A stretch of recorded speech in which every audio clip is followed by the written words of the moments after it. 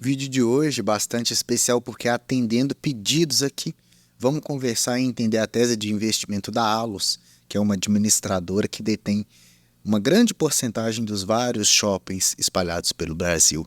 Vamos entender como que a empresa ganha dinheiro, como são seus dividendos, de onde vem o lucro, se está endividado ou não, e quais são as projeções para o futuro para essa empresa.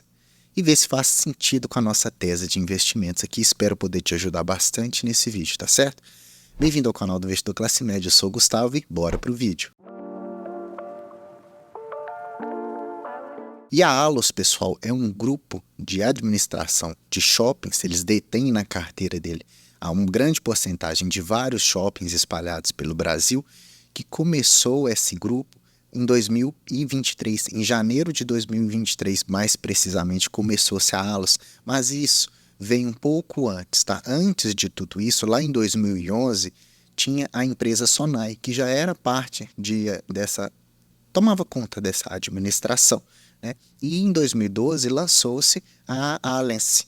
Então, essa junção de Allianz e Sonai perdurou-se até 2023, né? Essa junção entre as duas empresas foi em 2019 e aqui, agora no ano passado, lançou-se também essa junção com a BR Malls. Então, em tese, duas empresas formaram essa grande empresa que é a Allos, a Allianz Sonai, mais a BR Malls, que era também uma administradora, né? Ainda é uma administradora de shoppings, vem lançando a Allos aí com um grande louvor no mercado, tá? Os números deles são bastante interessantes, contando ali com 58 shoppings, mais de 15 mil lojas espalhadas pelo Brasil, com 54 milhões de visitas, sendo dessas 16 milhões em visitas únicas em todos esses shoppings que ela detém essas porcentagens, tá? O interessante dessa grande junção, é poder unificar uma administração mais concisa e uma administração que, em tese, se torna mais rentável,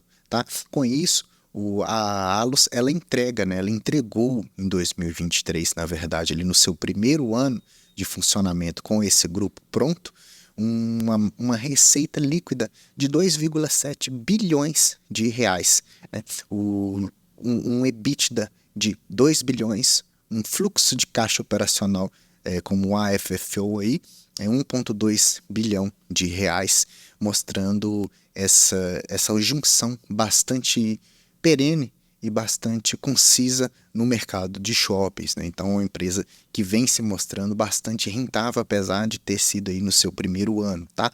Só que a ideia da Allos é dar uma enxugada nesses shoppings, né? Então, ela vem desfazendo de algumas unidades ou de uma porcentagem dessas participações. Em 2017, tinha-se ali em torno de 73 shoppings, né? 44 da BR Malls, mais 20 da Alice, mais 9 da Sonai. Só que para 2023 eles fecharam um pouquinho esse portfólio para 47. Para quê? Justamente para poder melhorar a administração. Porque, de acordo com a gestão, não adiantaria ter tantos shoppings, assim, tantas participações e unidades, se a gestão não conseguisse acompanhar de perto e conseguisse fazer mudanças o suficiente para gerar essa alta rentabilidade que gerou em 2023, tá bom? Então, por isso que é esse TEI. Ela hoje está locada ali quase todas as regiões do Brasil, sendo ali mais concisa no sul, né, na percentual das receitas de vendas, 10,6%, mas está espalhada aí de forma mais equilibrada, né? No quarto trimestre de 2023, vendeu ali 12,3 bilhões de reais, tá? Um crescimento de 6,7% no seu primeiro ano de vida aí, mostrando essas estratégias do gestor que eu achei bem interessante, tá? E para a gente entender um pouquinho da Allos, a gente vê que ela é uma empresa que já tem 12 bilhões de reais em valor de mercado e ela conta com 573 milhões de ações, sendo dessas 573, 92% disponíveis para a gente negociar aqui entre nós. Eu compro, vendo, você compra, vende, segura, recebe dividendos, tá? Ela faz parte do novo mercado, que também é interessante, um nível de gestão mais aprimorado, que esse último ano que teve, ele pagou um dividendo, né, nos últimos 12 meses de 2,4%, é uma empresa de crescimento ainda, vale lembrar disso. Só está negociando abaixo do seu valor patrimonial ainda, né, uma empresa recente, 0,89, já conta com uma liquidez bastante interessante, de 78 milhões de reais de liquidez média diária, e já faz parte do Ibovespa, com 0,5% de participação no nosso índice, tá? E quais são os números apresentados tanto no último ano, né, no decorrer de todo o ano de 2023 e no quarto trimestre? O que a gente pode entender de crescimento da Allos? A gente pode entender que no primeiro ano de operação, a companhia teve um crescimento nas suas vendas de 6,7%, finalizando aqueles 12 bilhões e 300 milhões de reais em vendas no quarto trimestre de 2023, com um crescimento de 6,7% comparado em 2022 com 2023, crescimento de vendas, crescimento de receitas automaticamente, também crescendo 5,2%, com uma receita de 817 milhões de reais, crescendo ali 5%, tá certo? O destaque desse crescimento se deve também ao maior destaque para os estacionamentos, tá? Com um crescimento de 20% na receita sobre os estacionamentos. O EBITDA avança 8,3%, atingindo ali uma margem de 75,9% com 620 milhões, com 8,3% de crescimento em comparação. Então a gente percebe que é uma empresa que ela vem aumentando o número de vendas, ela aumentou a sua receita, aumentou o lucro e aumentou o seu EBITDA, tá certo? Com essa atratividade, a própria empresa já no seu primeiro ano já lançou a recompra de ações, tá? Essa recompra de ações, bem a grosso modo, sinaliza maior atratividade no valor das ações, quer dizer que a empresa está achando as ações tão baratas que está disposta a recomprar parte delas para deter uma porcentagem maior sobre as divisões daquele free float lá que eu te falei, né? Então ela pode recomprar essas ações e no futuro cancelar. E quem detém o restante das ações é menor diluído, então você ganha mais participação na empresa quando essa própria empresa recompra suas ações e as cancela, tá certo? Então, de certa forma, é um ganho também para o acionista, tá? Quando a gente fala em shoppings, a gente tem que entender se esses shoppings são cheios, se são vazios, se são ocupados ou não. A taxa de ocupação no quarto trimestre foi de 96%, bem em linha com o que vinha ali no decorrer de todos os trimestres, né? Na faixa de 95%, 96%, 97%, que é uma taxa de ocupação bastante interessante. Então, quando a gente vê os resultados de Allos, né, referidos como Allos 3, da receita líquida dali, dos resultados das suas vendas, a gente percebe que grande parte das receitas da Allos é devida à locação das lojas. Então, quanto mais lojas a Allos locar, melhor é.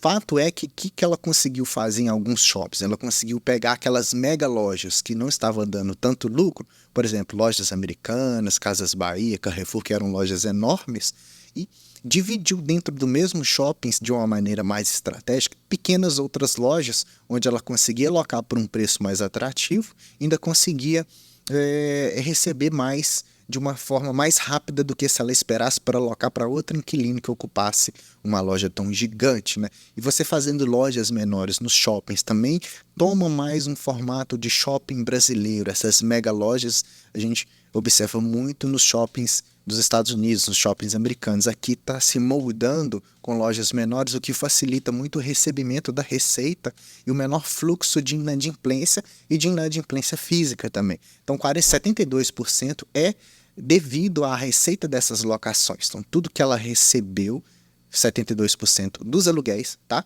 16% ali dos estacionamentos, então um resultado bastante interessante. Depois outros serviços são 9%, depois uma fatia menor ali com outros quesitos que a gente tem nos shoppings, tá? Se a gente analisa brevemente aqui a questão dos seus números, a gente vê que realmente houve um crescimento nos resultados dos estacionamentos, né? No quarto trimestre de 2022, tivemos 121 milhões em estacionamentos, hoje passou para 141 mil milhões, tá? Em termos de receitas, de 635 milhões passou para 639, um crescimento mais modesto, mas de qualquer forma, o que é importante para a gente é a receita líquida do trimestre, o quarto trimestre fechando com 817 milhões, antes 798 milhões. Então, percebe-se um crescimento total da empresa ali. Se a gente joga ano a ano também, a receita líquida anual do todo o decorrer de 2023, 2,7 bilhões, bastante dinheiro, né? com resultado de estacionamento de 460 milhões também, né? Então isso mostra-se bastante atrativo esse tipo de investimento. E a gente pode jogar aqui um resumo básico dos seus números, né? Então, de receita, houve o crescimento do quarto TRI para o quarto TRI de 2022 por 4 TRI de 2023, então crescendo 5,2% com os 817 milhões. Cresceu também a receita operacional líquida, esse NOI é isso, tá? É receita operacional líquida, similar das ações aqui, que seria praticamente ali o EBIT, tá? Então, crescimento de 7% no EBIT, o EBITDA 8% de crescimento também de margem EBITDA bastante interessante, com 620 milhões, e um crescimento do seu fluxo de caixa, que é o FFO, de 15%. Então, crescimento de caixa bastante robusto, tá? Bem interessante mesmo. Se a gente pega o que é mais importante para nós como acionistas, é ver o lucro líquido da empresa. Analisando o lucro líquido, a gente percebe um crescimento bastante exponencial. No quarto TRI de 2022, tivemos 180 milhões em lucro líquido, montante que sobra final para tudo, para distribuição. Esse ano de 2023, 235 milhões. Então, bem interessante, né? Devido a uma receita de 817 milhões. Então, um crescimento de 30% no seu lucro líquido, o que é bastante promissor aí no decorrer dos anos, né? Vamos entender aí essa questão agora dos dividendos, que é bastante interessante para a gente, né? Então, analisando aqui a questão dos dividendos, vamos ficar atento ao seguinte, que foi uma proposta da administração, ela distribui 50% do FFO, do fluxo de caixa operacional, como dividendos ou como proventos ali, juros sobre capital próprio, outras coisas para os acionistas.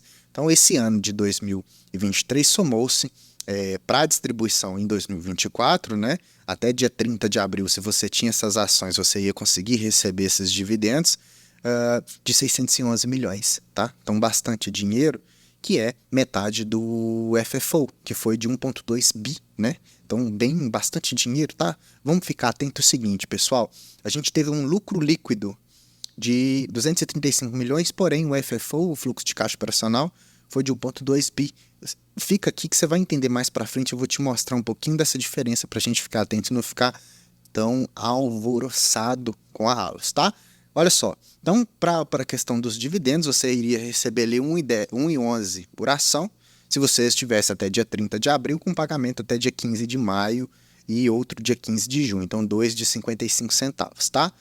Então a Allos, ela vem distribuindo um dividendo baixo de 2021, 22, 23, e esse dividendo maior ali em 2024, tá certo?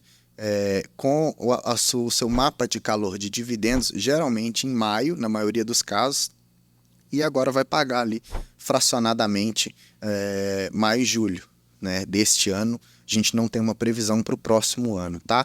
O interessante da gente analisar isso, eu quero que vocês prestem atenção, é o seguinte: como o shopping fez desinvestimentos em alguns shoppings que tinha, né? Tinha bastante shoppings lá, tinha na casa de 73, agora passando para os 47, foram a venda de várias participações no shopping. O que isso faz? Isso faz aumentar bastante o FFO.